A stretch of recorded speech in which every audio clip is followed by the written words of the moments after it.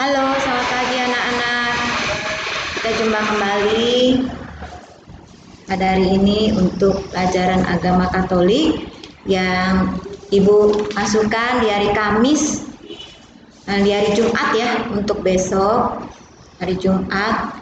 Karena kemarin kebetulan hari Rabu kita libur, jadi video yang kemarin yang Ibu sampaikan hari Rabu itu diberikannya hari Kamis. Karena Ibu katakan ada part 2-nya, bagian keduanya untuk persiapan untuk materi ulangan akhir semester, maka Ibu berikan lagi walaupun bukan di jadwal agama, yaitu pada hari ini, hari Jumat di tanggal 28 Mei ya, 28 Mei 2021. Nah, jadi ini lanjutan dari yang kemarin ya, anak-anak. Nah, sebelumnya Ibu ingin tanyakan dulu bagaimana keadaan kalian saat ini. Semoga semuanya selalu sehat ya anak-anak dan tetap semangat belajar. Dan kita tetap harus punya semangat dan harapan. Karena mudah-mudahan nanti di bulan Juli kita sudah bisa ada sedikit tatap muka ya untuk kalian bisa datang ke sekolah. Ya, kita doakan ya anak-anak ya. Baik, sebelum kita lanjutkan pelajaran kita seperti biasa kita awali dengan doa ya, dengan doa ya. Ibu akan pimpin doanya, kalian lipat tangannya, kita akan berdoa ya dalam nama Bapa dan Putra dan Roh Kudus. Amin. Allah Bapa di surga, terima kasih atas segala karunia dan berkat yang Kau berikan kepada kami, terlebih pada hari baru ini yang kami boleh rasakan lagi. Ya Bapa, saat ini kami akan mengikuti pelajaran agama, mendengarkan penjelasan dari guru kami tentang persiapan penilaian akhir tahun kami. Kiranya apa yang disampaikan oleh guru kami dapat kami cerna, dapat kami mengerti, sehingga kami pun nanti dapat mengerjakan soal-soal ulangan itu dengan baik. Terima kasih ya Bapa atas segala kasih-Mu. Doa ini kami sampaikan kepadamu dengan perantaran Kristus Tuhan kami. Amin. Dalam nama Bapa dan Putra dan Roh Kudus. Amin. Baik anak-anak, sebelum kita lanjutkan, bagaimana kalau kita nyanyi dulu ya? Ya, kita nyanyi. Tahu nggak lagu King Kong badannya besar. Ya, kita nyanyi dulu ya. Sama-sama coba kita nyanyi. 1, 2, 3. King Kong badannya besar, tapi aneh tubuhnya pendek. Lebih aneh binatang bebek, lehernya panjang, kakinya pendek. Haleluya, Tuhan Maha Kuasa. Haleluya, Tuhan Maha Kuasa. Ya, baik anak-anak, jadi kita sedikit menyanyikan lagu ini untuk sebenarnya sebagai penyemangat kita ya, untuk kita tetap semangat ya, tetap semangat untuk belajar. Baik, kita lanjutkan dengan materi pembahasan kita yang kemarin kita sudah bahas untuk bab 3-nya, yaitu tentang gereja. Sekarang kita masuk ke bab 4 atau pelajaran 4 tentang masyarakat. Nah, kalau kalian sudah menyiapkan buku agamanya, silakan kalian bisa lihat itu pelajaran agamanya itu tentang masyarakat itu ada 3, yaitu pemimpin masyarakat, kemudian tradisi masyarakat, yang terakhir melestarikan lingkungan alam. Ada di buku cetak kalian dari halaman 139 sampai 156. 139 sampai 156. Ya, ini semua sebenarnya Ibu sudah terangkan, hanya Ibu ingin mengulang kembali supaya kalian tidak lupa ya anak-anak. Baik, kita mulai dari pemimpin masyarakat. Nah, yang kemarin Ibu memberikan video pada saat materi ini yang memang pemimpin kita saat ini yaitu Bapak Jokowi ya, di mana beliau bisa kita lihat bahwa beliau mengemban amanat untuk benar-benar bekerja melayani masyarakat ya, walaupun mungkin masih banyak juga orang yang belum merasakan apa yang dilakukan beliau, tetapi memang karena penduduk kita begitu banyak ya, jadi mungkin belum semuanya merasakan, tetapi Ibu rasa sebagian besar sudah merasakanlah apa yang dilakukan oleh beliau sebagai pemimpin negara ya, bukan hanya masyarakat tetapi pemimpin negara ya, termasuk juga pemimpin-pemimpin masyarakat yang ada di negara kita seperti wali kota, kemudian camat, kemudian ada lurah, kemudian yang lebih rendah lagi ada tingkat RT RW ya anak-anak. Tapi biasanya kita cenderung lebih tahu apa yang dilakukan oleh pemimpin negara kita yaitu Bapak Presiden, karena biasanya berita-berita tentang Bapak Presiden kita itu banyak ya, di TV maupun di siaran-siaran radio ataupun di sosial media sosial ya, karena dia merupakan bisa dikatakan orang nomor satu di negara kita, maka apa yang dilakukan oleh beliau itu selalu menjadi sorotan media sehingga kita pun tahu apa yang dilakukan oleh beliau. Nah, di sini kita lihat sendiri bahwa Tuhan Yesus mengajarkan kepada kita, Tuhan Yesus berfirman sebenarnya sebagai seorang pemimpin dia harus menjadi pelayan masyarakat. Dia harus menjadi pelayan masyarakat. Hal ini dilakukan Yesus, dicontohkan Yesus pada saat dia bersama dengan murid-muridnya. Kita bisa lihat Yesus itu dia tidak mau dianggap sebagai yang nomor satu, sebagai yang berkuasa, sebagai yang tidak. Tapi Yesus malah sering melayani murid-muridnya ya, sering melayani murid-muridnya. Ya, pada saat mungkin mereka tidak ada makan, Yesus berusaha untuk menyediakan makanan bagi mereka. Nah, termasuk juga contoh yang dilakukan Yesus pada saat ia mencuci kaki murid-muridnya. Ya, pada saat dia mencuci kaki murid-muridnya. Jadi di situ ditegaskan kepada kita bahwa seorang pemimpin adalah seorang pemimpin yang mau melayani. Ya, jadi dia mau melayani apa yang dibutuhkan oleh masyarakatnya. Seperti itu ya. Jadi jangan seperti pemimpin, kalau udah jadi pemimpin merasanya mama dia seperti raja ya, seperti raja yang harus dilayani oleh masyarakatnya, oleh rakyatnya ya. Jadi kita bukan seperti itu ya. Pemimpin yang diberitahukan oleh Yesus yaitu pemimpin yang harus mau melayani, sehingga Yesus pun berfirman dalam Matius 20 ayat 28 dikatakan, aku datang untuk melayani bukan untuk dilayani. Ya, Yesus sendiri yang dikatakan sebagai seorang raja, raja di atas segala raja, tetapi dia bisa berkata, aku datang untuk melayani bukan untuk dilayani. Ya, seperti itu ya anak-anak. Jadi itulah gambaran gereja, gambaran apa yang mungkin harus menjadi gambaran untuk menjadi seorang pemimpin masyarakat ya, pemimpin yang baik. Nah, dalam hal ini kita pun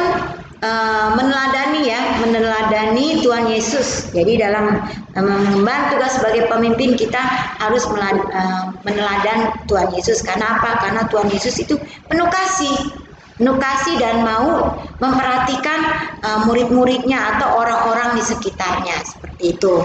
Nah, diharapkan dalam pelajaran ini nanti kalian juga kelak kalau bisa menjadi pemimpin, bisa menjadi pemimpin yang baik. Karena pemimpin yang baik adalah pemimpin yang mau mengatur masyarakatnya ke arah yang lebih baik, sehingga dapat tercipta masyarakat yang makmur, adil, dan sejahtera.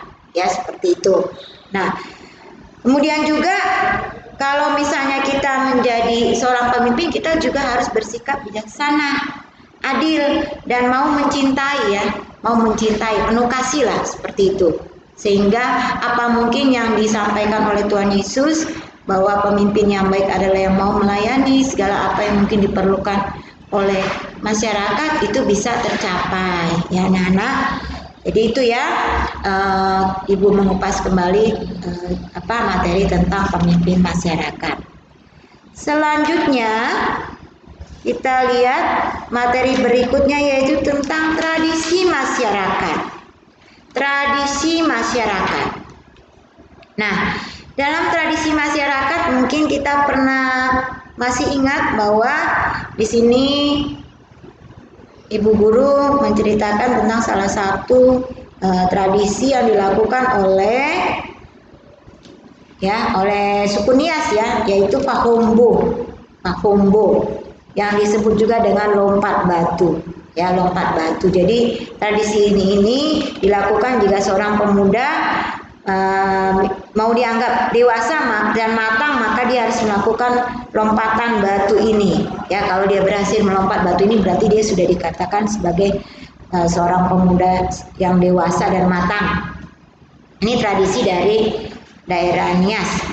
Nah, jadi kita harus mengenal tradisi yang ada di sekitar kita, terutama di sekitar lingkungan kita, dan juga tradisi mungkin terutama yang ada di dalam keluarga kita, di dalam keluarga kita. Jadi makanya kemarin Ibu meminta kalian untuk menceritakan tradisi yang ada di sekitar atau tradisi yang ada di keluarga. Jadi misalnya keluarga kalian suku Jawa, maka kalian harus tahu tradisi mungkin yang berlaku di suku Jawa. Kenapa? Karena biasanya pada saat kalian dewasa itu tradisi itu turun-temurun dilakukan. Jadi kalau kalian nggak tahu, nanti kalian masa orang Jawa nggak tahu sih tradisi misalnya siraman seperti itu kan? Atau mungkin kalau misalnya kalian bilang kalian orang Cina misalnya, kok orang Cina nggak tahu sih tradisi misalnya cengbeng atau tradisi Imlek, seperti itu anak-anak. Jadi kalian harus mengenal juga tradisi yang ada di keluarga, tradisi yang ada di keluarga. Nah, termasuk juga kalau misalnya kalian di masyarakat sekitar, kalian juga harus tahu karena kalian kan harus berbaur juga dengan masyarakat sekitar. Yang Ibu contohkan misalnya di sekitar kita ini kan banyak masyarakat dari suku Betawi, mungkin juga suku Sunda.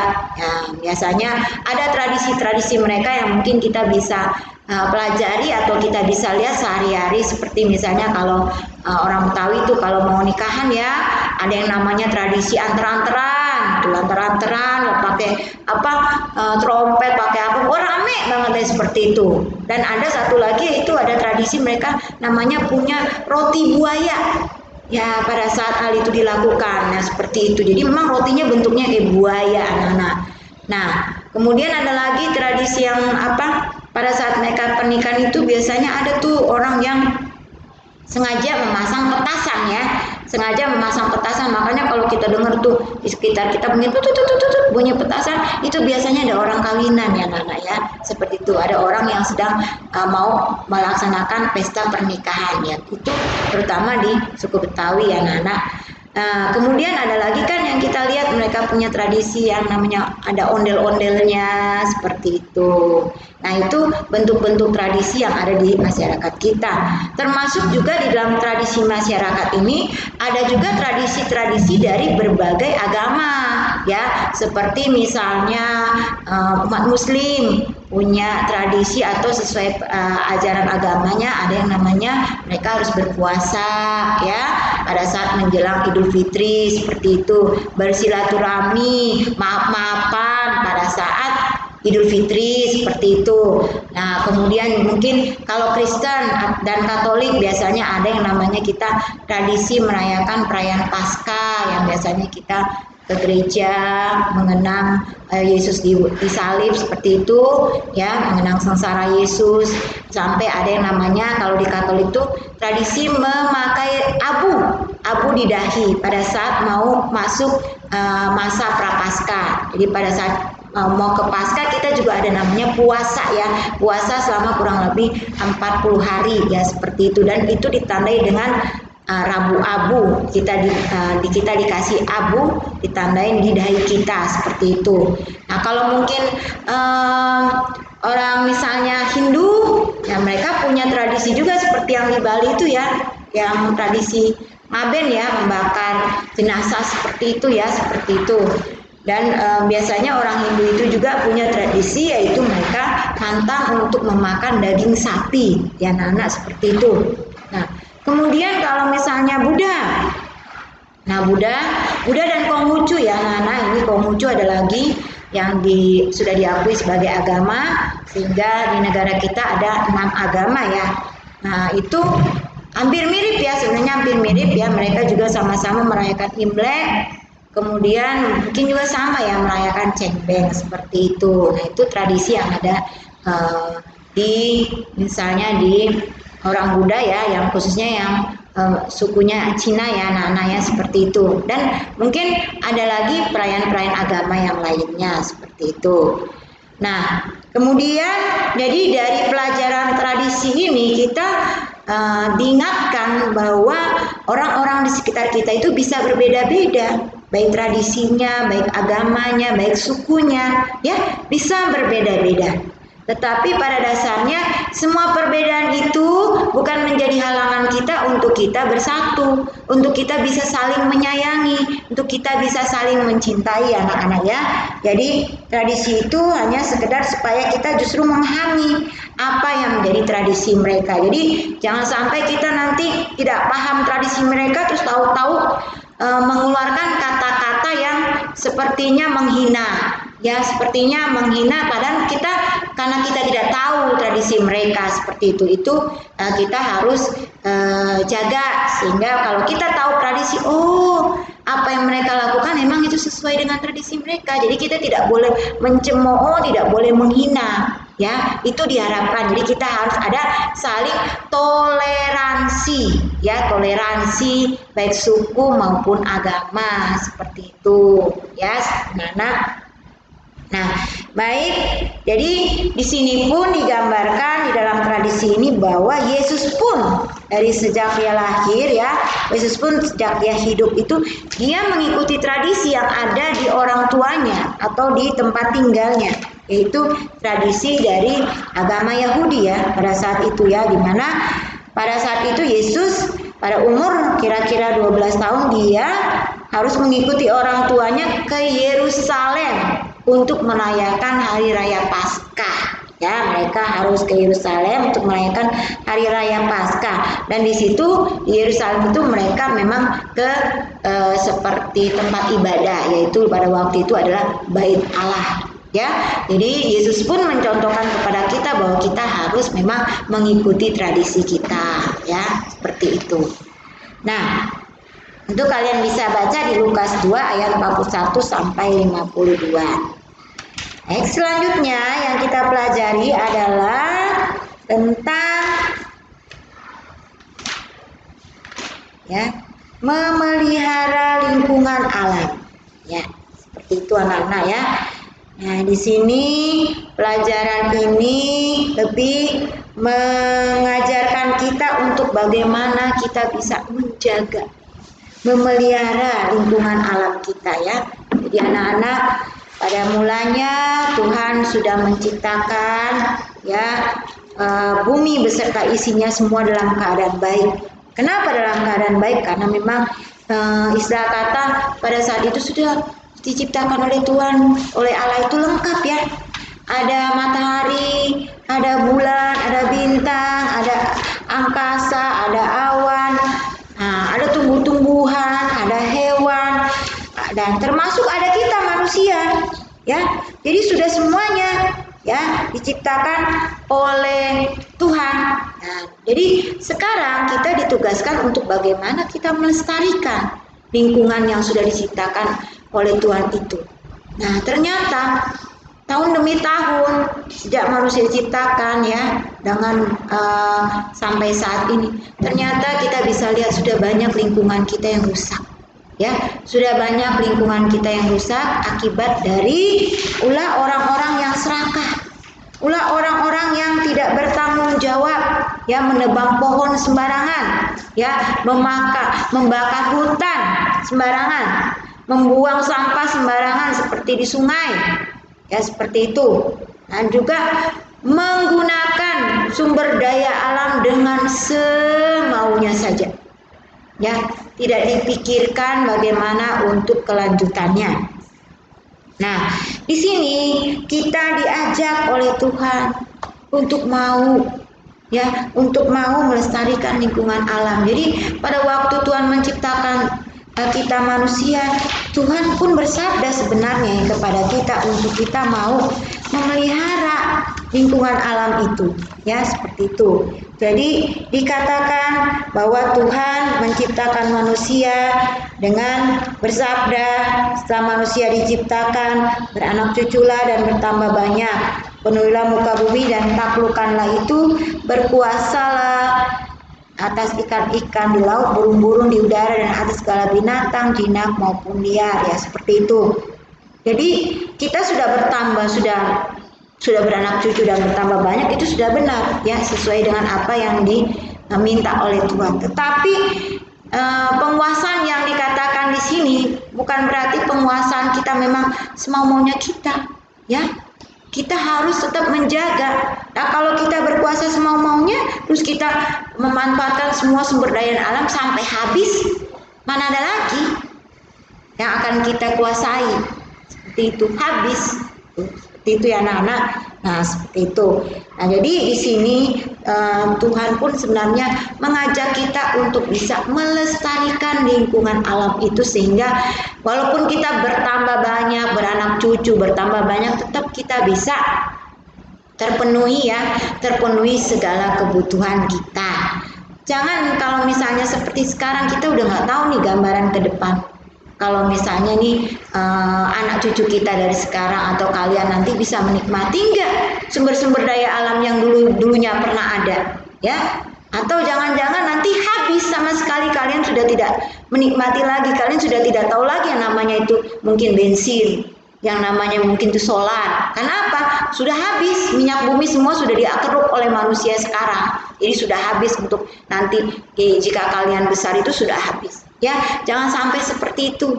Atau mungkin juga hutan-hutan yang saat ini masih ada, atau nanti pas kalian besar, dewasa, ya, karena sekarang sudah banyak yang ditebang, banyak yang dibakar, dibikin-bikin perumahan, dibikin lahan apa, ya nanti pada saat kalian mungkin dewasa sudah nggak ada lagi hutan, ya. Jadi jangan seperti itu.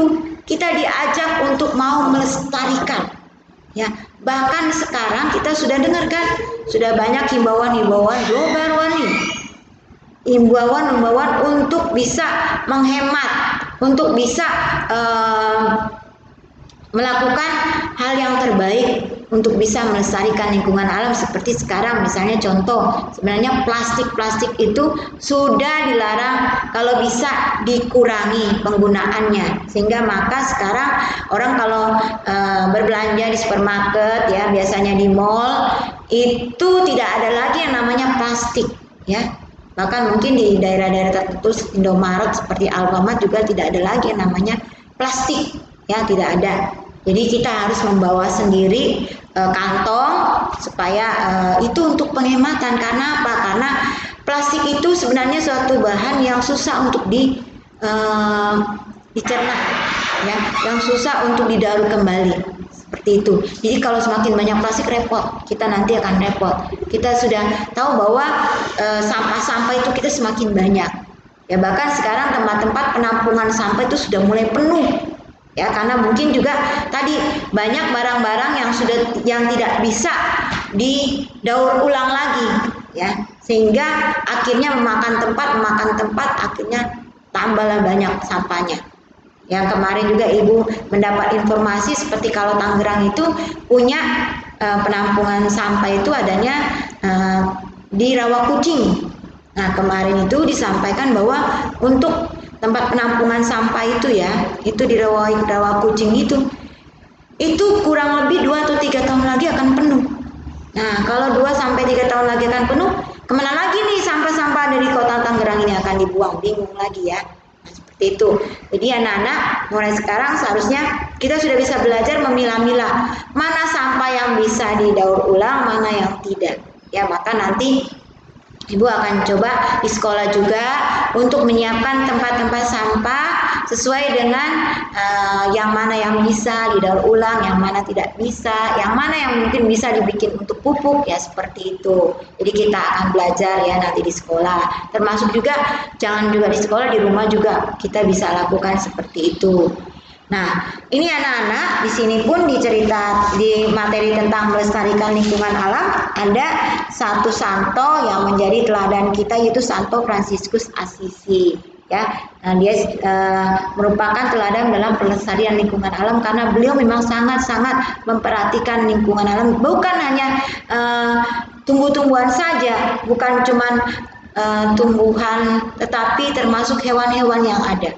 Beliau itu dekat dengan alam, ya. Ya, beliau dekat dengan alam seperti itu, sehingga beliau menjadi santo pelindung ya, santo pelindung teladan untuk pelestarian alam seperti itu. Nah, jadi di sini Ibu hanya sekedar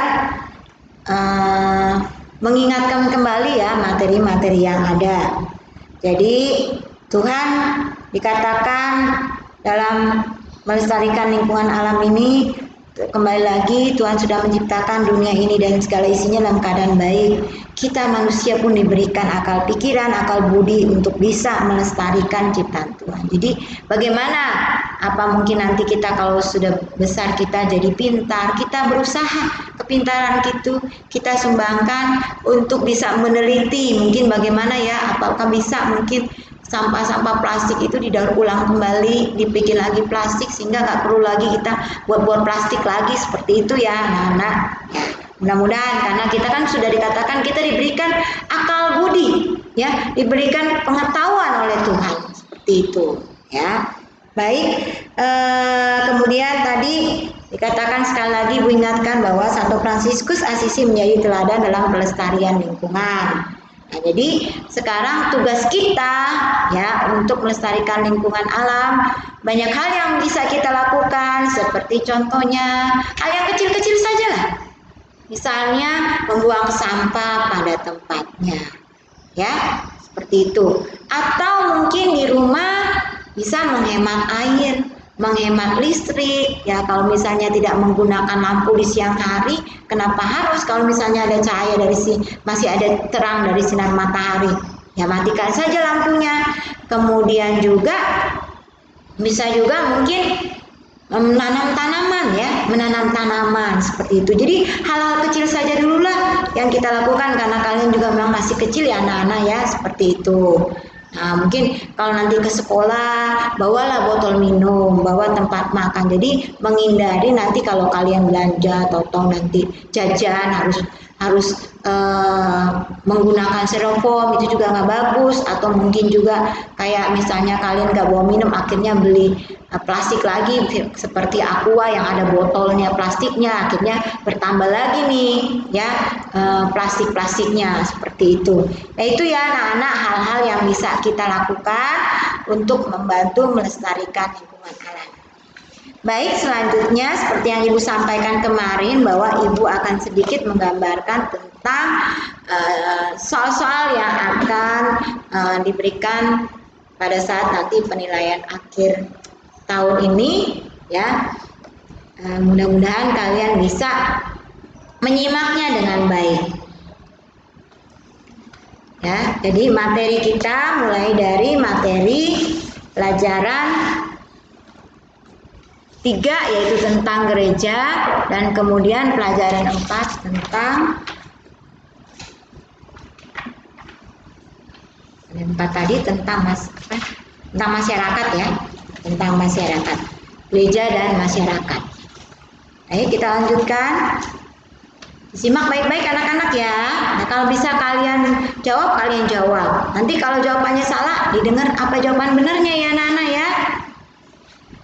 Dengan dibaptis atau dipermandikan, kita menjadi warga. Ya, menjadi warga apa? Menjadi warga gereja kah, atau masyarakat, atau negara? Ya, betul jawabannya menjadi warga gereja. Kemudian di gereja Katolik, kita mengenal ada berapa sakramen? Ya, benar. 7 sakramen. Selanjutnya, di dalam sakramen baptis ada lilin bernyala digunakan sebagai simbol. Nah, lilin bernyala ini sebagai lambang apa? Ya, betul sekali sebagai lambang terang Kristus. Nah, Kemudian di dalam pembaptisan juga pada saat kita dibaptis kita diwajibkan untuk menggunakan nama santo atau santa. Nah, maksud dari menggunakan nama santo atau santa itu apa, anak-anak? Ya benar, agar kita dapat meladan hidup orang kudus. Orang yang kita pakai namanya seperti itu ya. Kemudian dalam perayaan Ekaristi yang kita sering lakukan ya atau kita rayakan, nah perayaan Ekaristi itu sebenarnya berasal dari pesan siapa? Nah, pesan Yesus, benar sekali. Kemudian yang merupakan liturgi pokok dalam perayaan Ekaristi adalah, jadi perayaan Ekaristi itu ada 4 bagian ya. Ada ritus pembuka, ada liturgi sabda, ada liturgi Ekaristi, dan ritus penutup. Nah yang menjadi liturgi pokoknya apa? Ya benar sekali, liturgi pokoknya adalah liturgi Ekaristi. Selanjutnya, kesalahan yang sengaja kita lakukan untuk kesenangan atau kepentingan diri sendiri disebut apa? Ya, disebut dosa. Kemudian, orang yang percaya selalu kepada janji-janji Allah dan selalu melaksanakan kehendak Allah disebut, benar sekali, disebut orang beriman. Dalam Lukas 7 ayat 1-10 diceritakan tentang seorang yang beriman sangat besar. Ya, seorang yang beriman sangat besar. Kalian bisa lihat Alkitabnya di Lukas 7 ayat 1-10. Oke, jawabannya adalah seorang perwira. 10. Tindakan yang tidak sesuai sebagai orang beriman. Ya, tindakan yang tidak sesuai sebagai orang beriman. Kalau orang beriman itu kan biasanya rajin berdoa, suka membantu sesama, terus selalu melakukan perbuatan kasih. Nah, yang biasanya tidak sesuai itu adalah yang ya suka, contohnya yang tidak berbuat baik, tidak mau berdoa, kemudian juga suka membicarakan kesalahan orang lain. Ya. Kemudian selanjutnya, harapan menurut iman Kristiani. Nah, ada di rangkuman yang Ibu pernah berikan dalam materi ini. Harapan menurut iman Kristiani adalah harapan yang berdasarkan pada iman akan cinta kasih Allah. Baik, lanjut. Yang diharapkan oleh Santa Monica terhadap suami dan anaknya adalah agar mereka, ya, jadi kita bisa lihat cerita tentang Santa Monica, ya, harapan di materi harapan agar mereka mau apa Nana? Ya, mau bertobat, benar sekali. Kemudian selanjutnya dalam Yohanes 13 ayat 34-35 Yesus bersabda, "Aku memberikan perintah baru kepadamu, yaitu supaya kamu saling," ya betul sekali, mengasihi. Selanjutnya, Santa Elizabeth adalah teladan kita dalam mengasihi orang kaya atau orang miskin? Ya, jawabannya orang miskin. Semangat kasih yang dimiliki oleh Santa Elizabeth adalah semangat kasih seturut teladan siapa, Nana?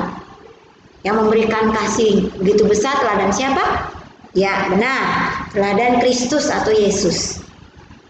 Tuhan Yesus mengajarkan bahwa seorang pemimpin adalah, tadi Ibu baru sampaikan, seorang pemimpin adalah, ya betul sekali, pelayan masyarakat. Pemimpin yang baik menurut Yesus adalah pemimpin yang mau, ya masih ada nyambung tuh dari nomor 16, yang mau, jelas, yang mau melayani, bukan dilayani ya, mau melayani. Selanjutnya dalam masyarakat Indonesia terdapat titik-titik agama. Berapa agama tadi anak-anak? Ada Islam, Kristen Protestan, Kristen Katolik, Hindu, Buddha, dan Konghucu. Jadi ada berapa? Ada 6.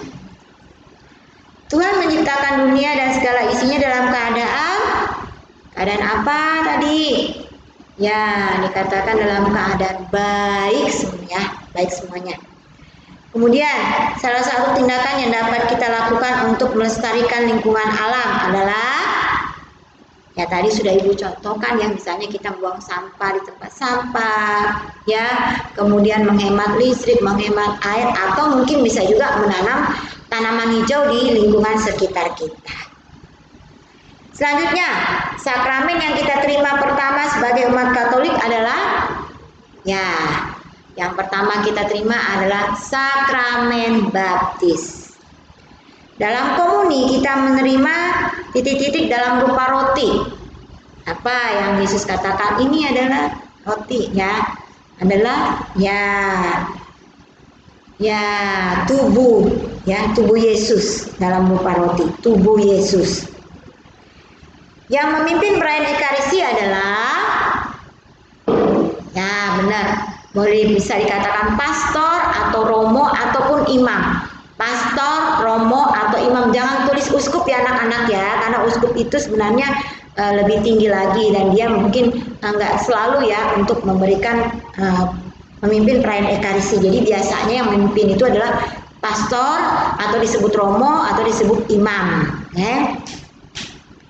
Selanjutnya, imam memberikan pengampunan atas nama. Jadi pada saat pastor memberikan kita pengampunan itu sebenarnya atas nama siapa? Ya benar, itu atas nama Yesus atau atas nama Yesus Kristus. Jadi kenapa sih ada Ibu sebutkan juga Kristus? Memang biasanya kalau Katolik itu menyebut Yesus itu adalah Kristus, ya. Jadi umumnya seperti itu. Sebenarnya kalau di Katolik ya Yesus Kristus seperti itu. Baik, dalam Injil Lukas 18 ayat 9 sampai 14 diceritakan tentang dua orang yang sedang berdoa. Doa yang diterima adalah doa, itu kalau tidak salah ada satu yaitu orang Farisi, kemudian yang kedua adalah memungut cukai ya. Nah, dari dua orang ini yang diterima doanya adalah, ya benar, doa si pemungut cukai. Kemudian mengatur masyarakatnya ke arah yang lebih baik adalah tugas dari seorang pemimpin masyarakat. Setiap suku atau daerah mempunyai tradisi yang sama atau berbeda, anak-anak? Ya, berbeda. Kemudian Fahom Bo merupakan tradisi lompat batu dari daerah, nah tadi kita sudah bahas, dari daerah Nias, ya, dari daerah Nias. Kemudian Yesus pada umur 12 tahun diajak oleh orang tuanya merayakan hari Paskah kemarin masih ada dua yang jawab, ada yang ditulis Yerusalem, ada yang tulis di Bait Allah, ya seperti itu. Ya sebenarnya kalau berdasarkan cerita yang tadi kita lihat ya, pada saat Yesus ikut dengan orang tuanya, ya pada umur 12 tahun itu, sebenarnya Yesus dikatakan bahwa Yesus pergi ke Yerusalem ya. Jadi Yesus pergi ke Yerusalem dengan kedua orang tuanya, ya pergi ke Yerusalem pada hari raya Paskah, ya. Jadi boleh dikatakan sebenarnya di Yerusalem saja, di Yerusalem. Tetapi memang pada waktu mereka di Yerusalem itu, mereka itu pergi ke Bait Allah, ya. Tetapi yang diminta ini sebenarnya di Yerusalem saja ya anak-anak ya. Baik. Selanjutnya Santo Fransiskus Assisi adalah teladan dalam, kita baru bahas tadi, yaitu teladan dalam pelestarian lingkungan. Oke, selanjutnya sebutkan dengan lengkap simbol-simbol yang ada dalam sakramen baptis. Kalau nggak salah ada 5 ya, Nana ya. Itu coba sebutin: air, kemudian nama baptis, kemudian apa, Nana? Ya, ada lilin bernyala. Kemudian ada apa lagi, anak-anak? Ya, ada kain putih. Kemudian yang kelima ada minyak krisma. Ya, itu ya simbol-simbol. Jadi Ibu hanya meminta simbol-simbol, tidak perlu menuliskan artinya. Hanya minta sebutin simbol-simbol saja, 5 itu saja, tidak perlu artinya. Kemudian apa arti bertobat? Ya, arti bertobat berarti kita kembali kepada Tuhan sama dan lingkungan. Seperti itu. Jadi mungkin kalau kita berdosa kan berarti kita berbalik. Kita tidak melihat Tuhan, tetapi pada saat kita bertobat kita kembali pada Tuhan, pada sesama dan lingkungan. Kemudian apa arti iman?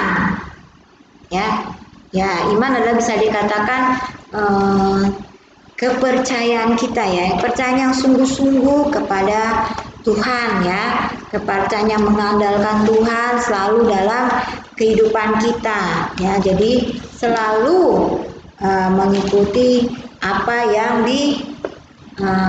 disabdakan oleh Tuhan ya. Jadi suatu hal yang kita yakini benar-benar ya, yang kita yakini terhadap Tuhan. Jadi apapun yang terjadi kita tetap yakin akan kasih Tuhan ya. Jadi kita istilah kata nggak ragu ya. Jadi percaya sepenuhnya kepada Tuhan, mengandalkan Tuhan dalam setiap langkah hidup kita. Seperti itu. Ya, jadi kepercayaan kepada Tuhan dan selalu mengandalkan Tuhan dalam setiap langkah hidup kita. Itu arti iman. Dan anak, baik, selanjutnya bagaimana pemimpin yang baik menurut pendapatmu? Nah, ini menurut pendapatmu. Jadi dari materi pemimpin yang sudah Ibu sampaikan, menurut pendapatmu seperti apa? Oke? Selanjutnya sebutkan 3 tindakan yang dapat kamu lakukan untuk melestarikan alam ini.